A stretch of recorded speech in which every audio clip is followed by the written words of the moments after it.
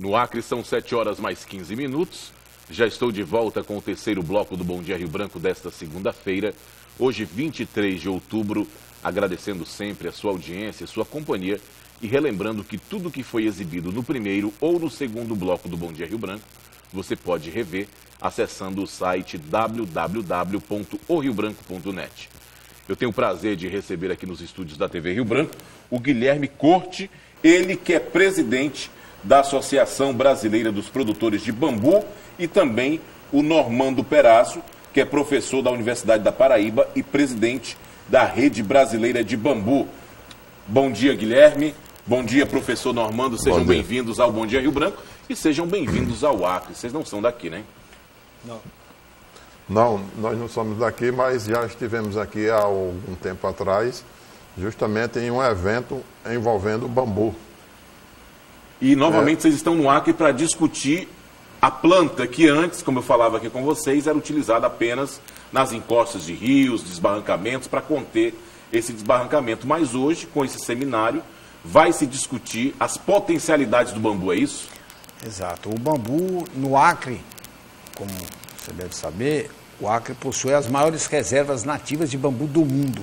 São mais do mundo, mais de 4 milhões de hectares com esta fibra maravilhosa, que hoje é intensamente estudada e aproveitada em diversos países do mundo, que gera riquezas no valor de 60 bilhões de dólares por ano com a fibra do bambu. Imagine o potencial que existe no Acre, que hoje está adormecido nas florestas aqui da região. E como é que pretende ser explorado esse bambu, todo esse bambu que tem aqui no estado? Professor, eu acho que o senhor poderia falar um pouco da norma que nós estamos trabalhando. Fazer primeiro uma exploração bem racional. Por isso que a gente está organizando o evento é a Embrapa. A Embrapa que tem... Acontece onde, professor, esse evento? É na universidade, né? É a Universidade Federal do Acre. Isso. E a Embrapa tem o cuidado de explorar organizadamente, não destruir, não é? Porque o perigo é a destruição. Então, existe todo esse potencial do material na floresta. Então, tem a Embrapa que vai pensar como se explorar adequadamente, sem danificar as coisas, mas o potencial é para a indústria, para se fazer estruturas, para se fazer móveis, para se fazer artesanato. Era isso que eu ia lhe perguntar. O bambu é utilizado em quê? É conhecido como a planta dos 1000 usos, porém conhece-se mais de 5 mil produtos feitos de bambu, desde palitos até grandes estruturas que a gente já está começando aqui no Brasil também a fazê-las. Então, para desenvolver na área da engenharia, que é a minha área, a gente tem necessidade de fazer as normas técnicas. Então, no Brasil, existem normas técnicas de estruturas de bambu, ou de estruturas de aço, de estrutura de concreto protendido, estrutura de madeira. Tudo isso já existe. Então, nós estamos fazendo uma norma de estruturas de bambu. E é confiável? Mas é claro que é confiável, mas senão a gente não estava perdendo tempo aqui. Confiabilíssimo, porque em outros países do mundo já existe essa coisa. Então, por que não é confiável? Então, é um produto, uma matéria-prima que tem em grande quantidade no Acre e que não está sendo aproveitado da maneira correta. Grande oportunidade que está aparecendo agora aos proprietários rurais do Acre, as indústrias do Acre, que hoje estão com uma certa dificuldade com relação às normas, à madeira, à exploração das florestas. Utilizar esse bambu, toda essa infraestrutura já existente das serrarias, adaptá-las, obviamente, à fibra do bambu, e com isso você consegue reempregar todo esse setor moveleiro, o setor madeireiro, com as fibras do bambu. Agora, Guilherme, além do bambu nativo, né, que existe já nas florestas aqui do Acre e de outros lugares do Brasil, o bambu também pode ser cultivado, pode ser plantado? Essa é a grande recomendação. Onde se fez a retirada da madeira, você entra com o bambu plantado. O plantio de bambu é uma cultura, é um processo de agronegócio já em andamento em diversos países, e a gente quer trazer o Acre.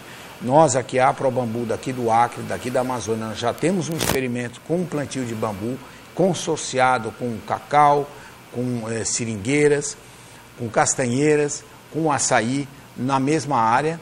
E com isso, a gente está propiciando ao pequeno e médio produtor rural, com conhecimento, com total apoio da Embrapa, da Funtac. Parabenizo agora toda a organização da Embrapa, todo esse trabalho que ela tem feito no Brasil inteiro. A Embrapa do Acre é que lidera essa questão da pesquisa do bambu no Brasil, né? Tem dado todo o apoio aos produtores, às universidades. E com isso, esse potencial de desenvolvimento dessa cadeia produtiva aqui no Acre é gigantesco.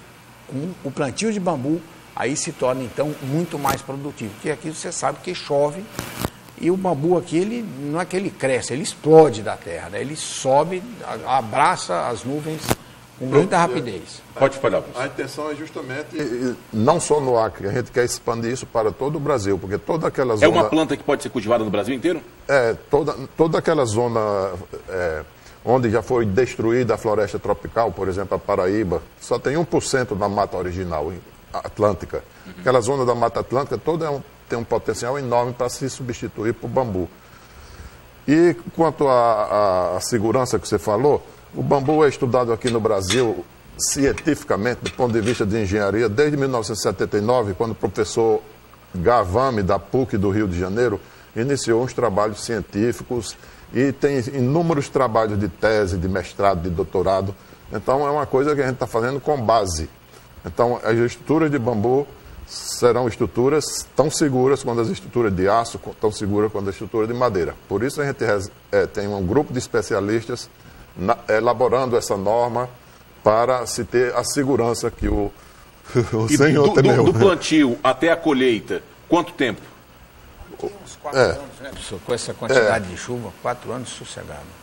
E tranquilo. Um detalhe bem interessante, nós tivemos recentemente na China, o potencial da utilização do broto de bambu para alimentação também é gigantesco. Isso pode ser a base... Também? A alimentação, sim. A base do agronegócio do bambu aqui no Acre pode ser iniciado com a colheita dos brotos que anualmente você colhe. Quem participa desse seminário internacional do bambu? São diversas universidades.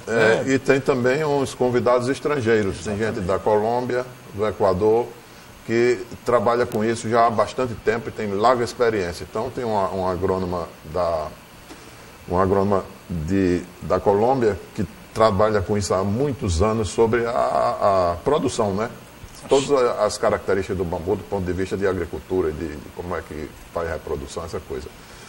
Também é bom informar que já existe no Brasil grupos fazendo a reprodução in vitro do bambu, porque vai haver uma demanda futura em larga escala. A gente não está sonhando não, viu? Porque se você vir a China, quanto a China ganha dinheiro com bambu, é uma coisa impressionante. E a gente quer transferir isso para o Brasil, porque é uma cultura que é renovável, que não polui, que trará todos os benefícios para o planeta Terra, de uma maneira geral, né? Tão conturbado com esses produtos excessivamente industrializados. De todos os trabalhos, de todos os projetos, todos os estudos realizados com o bambu aqui no Brasil, qual que você destaca? Se destaca a propagação in vitro, a questão dos estudos das estruturas com bambu, que já está muito pesquisado, né? Diversos professores, né? Mas já existe alguma estrutura montada? Já. Diversas estruturas montadas. No Brasil inteiro. Sim. Um dos maiores prédios das Américas estão no Brasil. E aí está aqui a rainha do bambu, né? Que é a professora Ximena Londonho. Da Colômbia. E cabe ressaltar também que o Brasil hoje faz parte do INBA, né? Nós assinamos, vamos agora ingressar na rede internacional de bambu e ratã ligada à FAO, que é ligada à ONU, para o desenvolvimento da cadeia produtiva do bambu, principalmente para pequenas e médias propriedades.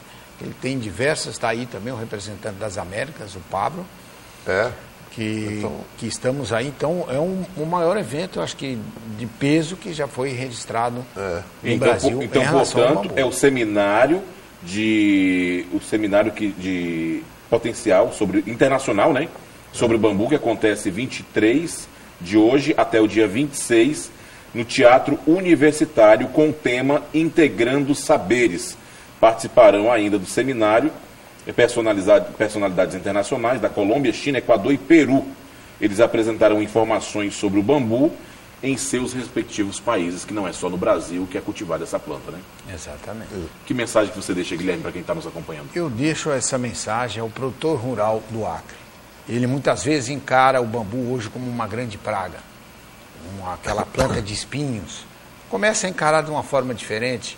Procure informações na Embrapa, na Funtac, que já tem pesquisas de bambu sem espinhos, para ele aumentar a renda da propriedade dele, da pequena propriedade, onde ele já tem uma área degradada, que ele plante bambu nesta área degradada da propriedade. A nossa ideia da ProBambu é que todo produtor rural tenha 10% da sua propriedade naquela área que ela foi degradada com bambu. E assim ele aumenta essa renda. E o produtor aqui corta o bambu e joga no fogo. E põe fogo no bambu. Professor, nem carvão ele não faz, né, professor? Pois é. Dá carvão também? Também, excelente, de primeiríssima qualidade o carvão de bambu. Para queimar em cerâmica, então, espetacular. Que mensagem que o senhor deixa, professor? Eu deixo a mensagem de que o bambu, no campo da engenharia e arquitetura, será um material que poderá substituir em grande escala outros materiais convencionais, como o aço, como o concreto, que tem... E bem mais barato, né? O bambu seria... Mas a maior vantagem que eu vejo é do ponto de vista ecológico, que o bambu é um material natural, que não envolve grandes energias na sua constituição. Ao contrário do cimento, de aço, que materiais que consomem enormes quantidades de energia, geram muito poluente, emitem CO2. Então, o bambu é o contrário. É um material natural que se renova e que a gente pode ter, tratando bem a terra e as plantações, a gente pode ter um material disponível para difundir em larga escala, com muito menor impacto ambiental, no campo da construção e da engenharia. 7h27, eu conversei aqui com o Guilherme Corte, ele que é presidente da Associação Brasileira dos Produtores de Bambu, e também com o professor Normando Perazzo, da Universidade da Paraíba e presidente da Rede Brasileira de Bambu. Guilherme, obrigado por sua vinda ao Bom Dia Rio Branco. Professor Normando, obrigado. Nós que também. agradecemos. E volte sempre. 7h27, com isso eu termino o Bom Dia Rio Branco desta segunda-feira, agradecendo sua audiência e relembrando que eu volto amanhã, se Deus permitir, a partir das 6h30 da manhã, ao vivo, com mais um Bom Dia Rio Branco. Uma ótima segunda-feira, uma semana abençoada. Fiquem todos com Deus e até amanhã.